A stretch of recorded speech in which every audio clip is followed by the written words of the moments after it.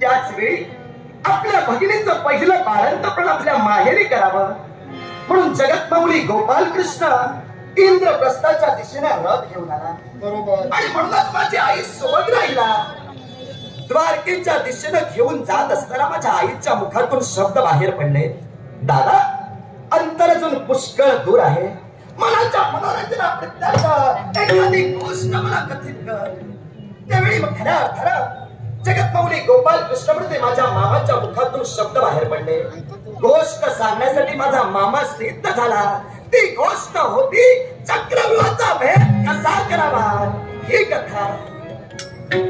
वाऱ्याच्या झोपीनं माझी माता कथा ऐकता ऐकताच निद्रिस्त झाली. दूरचा प्रवास होता.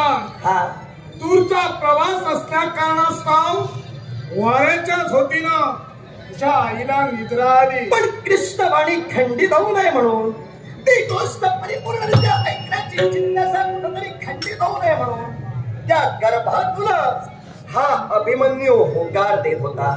तेव्हा चक्रव्यूहाचा भेद कसा करावा ही विद्या माझ्या आपण मला अनुमती द्यावी. उदय चक्रव्यूहाचा भेद बोलतोयस ते खरंय, नाही रे वाईट वाटत. पण एक लक्षात ठेव, काही गोष्टींना अशा असतात ऐकल्यानंतर साध्य होतात, अशातील प्रकार नाहीये. अरे चक्रव्यूहाचा भेद कसा करावा हे फक्त तू ऐकशीलच म्हणून याच प्रात्यक्षिक तू रणमैदानी कौरवेश्वराला दाखवणार नाही बा. काका माझं मन मला सांगतंय चक्रव्यूहाचा भेद कसा करावा याची विद्या मला परिपूर्णरित्या द्याल आहे. नका करू नका. उदय चक्रव्यूहाचा भेद तरी तुझी इच्छा असते तर या क्षणाला मी तुला आज्ञा देऊ शकत नाही आहे. काका जर तुम्ही मला अनुमती देत नसाल, उदय चक्रव्यूहाचा भेद करण्यासाठी तुम्ही जर मला आज्ञा देत नसाल तर या इच्छा भंग केल्याचं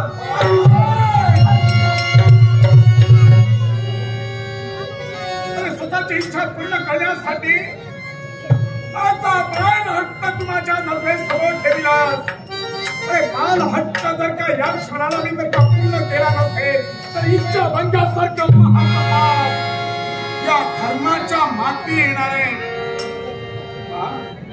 पापाचा वाटेकरी नाही रे मला माहितीये, पण माझ्या मनावर अरे मला दगड ठेवावा लागतोय. म्हणून मी तुला आज्ञा देतोय पण जात असते बाळ जरा लक्ष दे. तुझ्या समरणांगणावर युद्ध करत असते. आतापर्यंत पांडवांना विजय संपादन झालाय. उदयी गुजारणारा 13वा दिवस हा पांडवांना विजयाची विजयश्री देणारा असावा. याच्यासाठी निखळ युद्धकाशी युद्ध करत असते. प्रत्येकाच्या जीवनात एकाग्रता असावी लागते. कौरवेश्वर एक कावेबाज आहे, कौरवेश्वर एक कपटी आहे, कौरवेश्वर एक धूर्त बुद्धीनं 13 गाव कधी टाकतील हे बाळ सांगता येत नाही. त्या कौरवेश्वरांच्या नादी कधीच लागू नकोस. कौरवेश्वरावर विजय संपादन कर असेच ज्ञान माझ्या जीवनात फडकवून श्रावणी दरबारात घे. आपली अनुमती मला मिळाली. तुमच्या हा अभिमन्यू महाराजांचा शब्द देखील अभिमन्यू होडी ठोके. समस्त कौरव सेनेला दूर चालले आणि विजयाची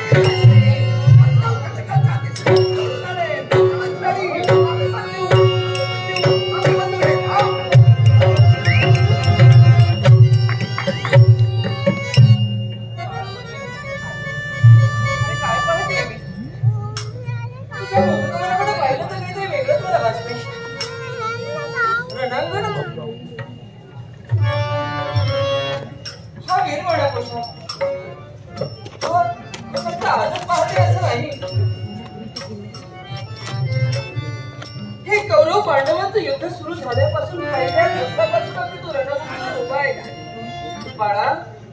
पण आज तुझ्या मुखकमलाकडे तुझ्याकडे काहीतरी वेगळंच मला भासतंय. काय घडलंय असं सांग ना. आई हाच दुग्ध शर्कऱ्यावर टाकलं तरी वावगं ठरणार. आजचा दिवस या अभिमन्यूसाठी अगदी भाग्याचा म्हणतोय मी. याच्या मुळाशी कारण काय माहितीये का आई? युद्धाचे 12 दिवस आज परिपूर्ण झाले. या 12 दिवसात नेत्र दीपकशी कामगिरी हा तुझा अभिमन्यू करण्याचा प्रयत्न करतोय ग. पण एखाद्याच्या हृदयाचा ठाव घेईल असे पराक्रम या तुझ्या अभिमन्यूनं आजपर्यंत केलेले नाही.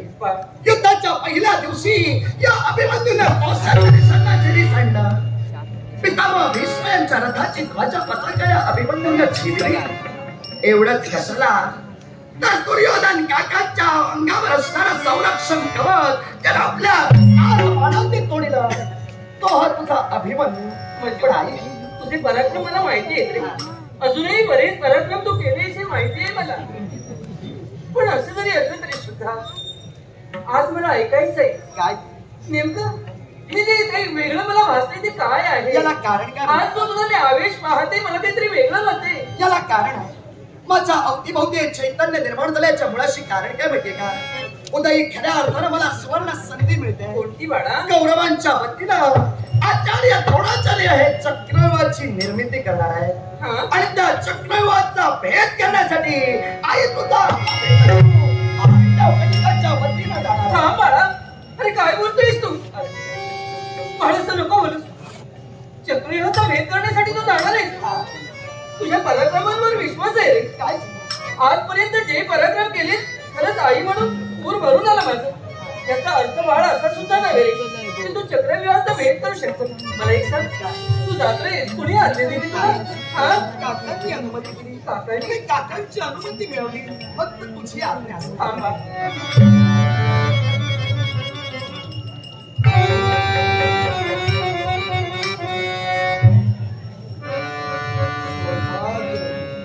काय ऐकते मी? मंजू चक्रव्यूहाचा भेद करण्यासाठी निघाला आणि त्याला आज्ञा म्हणे तुम्ही दिला. ना विलास माझा. असं नका म्हणू. कारण आहे ना. अहो पण चक्रव्यूहाचा भेद म्हणजे काय हे मी तुम्हाला सांगायला नको. हो याची जाणीव. आणि म्हणून ही आई म्हणून काळीच माझं तिळके तोडते. हो आई म्हणून तुम्ही आज माझ्या समोर आईची माया. आजपर्यंत त्याने त्याच्या पद्धतीनं रणांगण गाजवलंही असेल पण अजून म्हणावा तसा अनुभव त्याला नाही. मान्य मला. आणि म्हणून चक्रव्यूहाचा भेद करण्यासाठी जी तुम्ही आज्ञा दिली तर खरंच नाही असं का केलं तुम्ही? आईची माया आज माझ्या समोर तुम्ही व्यक्त करता. पण काकाचं प्रेम व्यक्त केल्यानंतर बाळानं प्रसंग डोळी जड केला. काय केलं? त्याची कल्पना तुम्हाला नाहीये. मला कळायला हवं असं काय केलं त्याने मला सांगा. माझ्या पोराचा बाळ हट्ट म्हटल्यानंतर चक्रव्यूहाचा भेद करणं म्हणजे साधारण गोष्ट नाहीये. याचे गेले नाव कसे असतात समजवण्यासाठी मी त्याला तत्परही झालो. पण अखेर बाळ हट्ट बाळ माझ्या मंजूचा आणि या बाळ हट्टानं माझ्या समोर इच्छा भंगाचं महत्व माझ्या काय केलं तुझे? अरे इच्छा भंगाचं महत्व तर त्यांच्या मागे ठेवलंच बाळ. मी एकदा सांगते तुला काय हे महाभयंकर आहे. तुझ्याला नाही ते जमणार. जाऊ नकोस बाळा. चक्रव्यूहाचा भेद करणं म्हणजे तेवढं सोपं नाही ते. हा तुझाच नव्हे प्रत्येकाच्या मनाची ही अगतिकता आहे. केवळ 16 वर्षाचा अभिमन्यू उदयी चक्रव्यूहाचा भेद नाही करू शकणार. पण आई फक्त तुझा हात माझ्या मस्तकावर एकदा ठेव आणि तुझ्या आशीर्वादानं अभिमन्यूचा बळ वाढव. उदयी चक्रव्यूहाचा भेद कर. माझ्या घरी उदयी राहा. या विश्वास अरे तुला जन्म दिला हेच माझं मोठं नाव आहे. अरे आजपर्यंत रणावर जे पराक्रम केले त्यांना सुद्धा माझं नाव झालं रे. पण याचा अर्थ माझ्या बाळाला असं अग्नीच्या खाईत नाही जाऊ शकत. बाळ चक्रव्यूहाचा भेद करण्यासाठी नाही देऊ नको. ही आज्ञा देऊ नको. तुझ्या भक्ताचे संबंध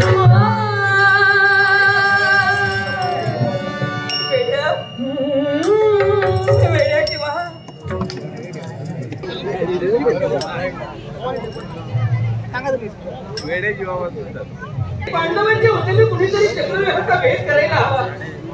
पण असं म्हणत असताना रक्ताची शपथ वाहिली. तू रक्ताची शपथ वाहिली म्हणून काय केलं शे? आई मला आई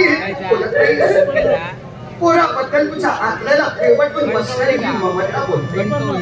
पण आई माझ्या पितृदेवतेच्या पराक्रमावर एका वीर पुरुषाची वीर माता या संज्ञेला तू पात्र ठरलीस का? मग या अभिमन्यूला ही संधी दे. एका वीर पुत्राची वीर माता म्हणून या विश्वात तुझी खात्री किती मला अंमल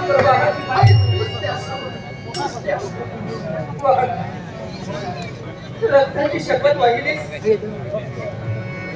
जा बाळा, तुझ्या या हातानं मग नाही रडणार मी आता. या माझ्या हातानं मी अश्रू पुसले बाळा.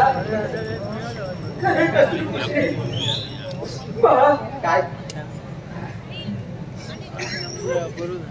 आई टाकले कुसुनी डोळे गिळला मी कुंदका गिळला मी कुंदका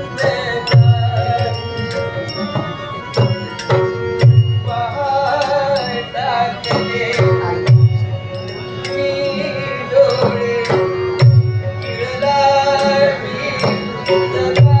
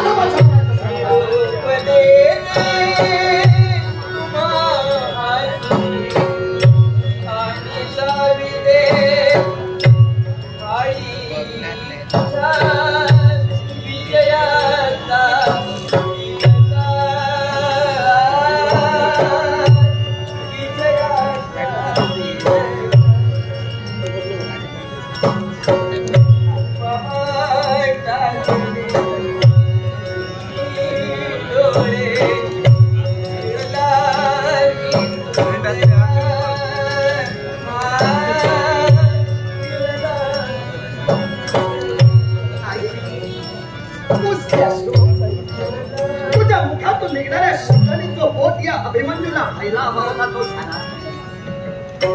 नेत्रातून निघणारी आसव पुसून अगदी आनंदानं त्या तुझ्या पोराला तू अनुमती देतेस. मग आई अभिमन्यू त्याच विश्वासानं सांगतोय तुला. आई नेहमी तूच म्हणत असतेस ही राजा चमकायला हवा. तर त्याला योग्य अशी खोंदनाची गरज असते. दिलेला त्याचा परिचय करून देण्याची गरज कधी भासली नाही. त्याची तोच त्याचा परिचय आजोबांना पटवून देते. आई कोणत्याही पुरुषाच्या समर्पणीवर अभेद्य सत्त्वाचा भेद करील आणि त्या अभिमन्यूला देतो हात दिलीस ती या विश्वाच्या समर्थ